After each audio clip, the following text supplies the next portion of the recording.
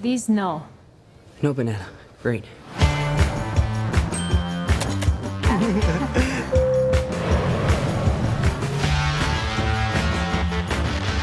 2 weeks in Europe. It's gonna be great. I'm just gonna enjoy my trip, hang out with MJ. Be like really pretty. And therefore I have value? No, that's not what I meant. I'm messing with you. I think she really likes me. That's really nice. Really reminds me of when. So nice to finally meet you, Spider-Man. You're Nick Fury. Put some clothes on. Let's go for a ride. I think Nick Fury just hijacked our summer vacation. Awesome! You got gifts, Parker, but you have a job to do. Are you going to step up or not? You're all alone. Your friends are in trouble. What are you gonna do about it?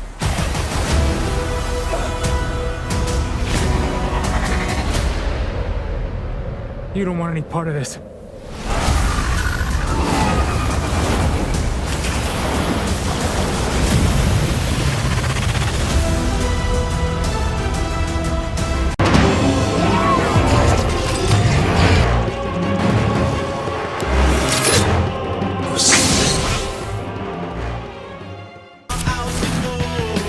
Did you get your passport?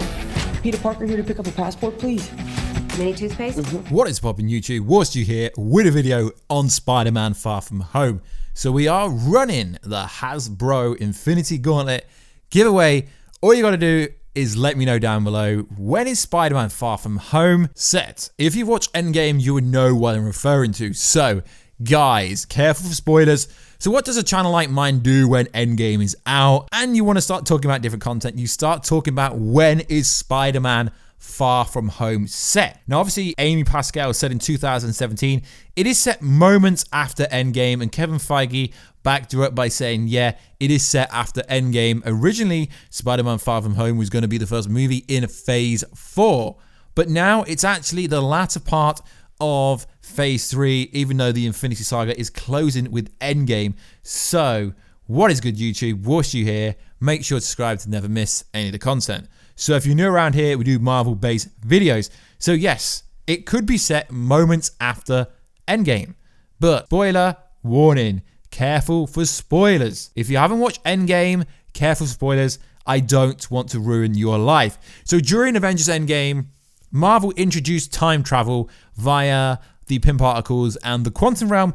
Although we here on the channel think Marvel introduced a mess of a timeline, a mess of time travel, worse than Barry Allen from the Flash style of time travel, which could indicate, and it could really change the course of Marvel as we know it. So there is a time jump in Endgame, and it would take you 5 years into the future, which would mean, if it was that simple, it means Spider-Man would start in 2024, because there is a time jump in Endgame where Tony Stark is no longer around, and also he's got a daughter. So we're 5 years into the future. 2024 would make Spider-Man and his friends around the age of 22 to 23. We do see a scene where Ned looks exactly the same. So either half his friends from school are going to be older, or half his friends from school will be looking the same age. Now, there is a really interesting theory that I didn't give much precedent or much credit, because I thought, nah, it wouldn't be that advanced because this is Marvel, and Marvel tend to keep things basic. So I will leave the link down below, but essentially what it was saying is there could be an alternate reality made. Now, if you remember what the Ancient One said during this movie, she said some real crazy stuff. So essentially this has been shared everywhere, but it all has the precedence from a picture that Adrian Thomas Liz drew, the Battle of New York, that occurred in the Avengers movie. Thomas stares at this drawing for more than seems normal for the situation. It's not like he's just seeing it for the first time in this scene. I think it's safe to assume that he brought this picture from his house. Now, this is very interesting. I've never seen this before. I will give full credit, full credentials down below from where this came from. So I get the thought, he's been made to look proud of his daughter's picture, but given the 8 years later timeline, that makes Liz 9 or 10 when she drew that. It's noted later in the movie that she's a senior in high school, therefore she's probably around 17 or 18 after the fast forward. And it seems just a little age off for such a drawing. I think the viewers were meant to get just enough tease from this drawing that something may be different, but then soon forgot. As it's already been noted by other fans, there is some trickery with hiding Liz's gender by using kid, but I believe there is much more foreshadowing in the rest of the dialogue. So there is a drawing, I don't know if you've seen it before, but you must have seen it. The first thing that jumps out to me is Iron Man's armor. The chest piece drawn does not match either of the two armors until the Avengers movie. First, the Mark VI, carried over from Iron Man 2. Chest piece is very clearly a triangle. Then later, at the Battle of New York, the second armor, the Mark VII, very clearly a circle. How am I certain that it's different in the drawing? Well, there's a close-up of Iron Man. Notice anything funny? Yeah, the chest piece is distinctly pentagon-like. Up to that time, no chest piece looked remotely similar. Why would Liz draw it so clearly shaped like that? Where does such a chest piece appear in the MCU? Civil War. Look closely, but not quite. How about the Ultimate Iron Man armor that appears in Homecoming? For those who don't know, this armor resembles the Ultimate Iron Man color scheme in the comics, but no, it's similar shape to the armor in Civil War. Now, let's look at the chest piece from Infinity War, also confirmed in Endgame trailers to look very similar. It really does look very similar. Looks much closer to the drawing that Liz made originally. The two armors appeared in the Avengers. Convinced that something's odd yet? No. Allow me to elaborate. How about we move on to the eyes? There's a defined upturn at the edges of the eyes. Granted that the drawing is much more pronounced, but there's still a marked difference from the armor seen in the Avengers. Many die-hard fans have previously noted that Infinity War strongly resembles the model prime armor from the most recent Invincible Iron Man comics, which, as you may know or have guessed, has a distinctly upturned eyes. Oh yes, it has shape-shifting nanotech. Captain America in the image more resembles what we see in Infinity War. You notice how the star is a little bit different? Very interesting. Now, let's get on to the Hulk. The Hulk has red eyes.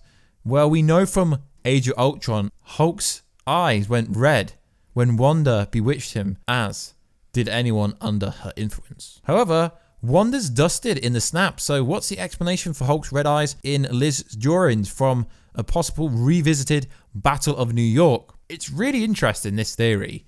Essentially, Thor and Widow look about the same as the original battle, though Thor's armor does look darker, but who's that way over in the corner, almost under Thomas's thumb? Almost as we weren't supposed to meet him, weren't supposed to see this part of it? It's Hawkeye. Yes, Hawkeye.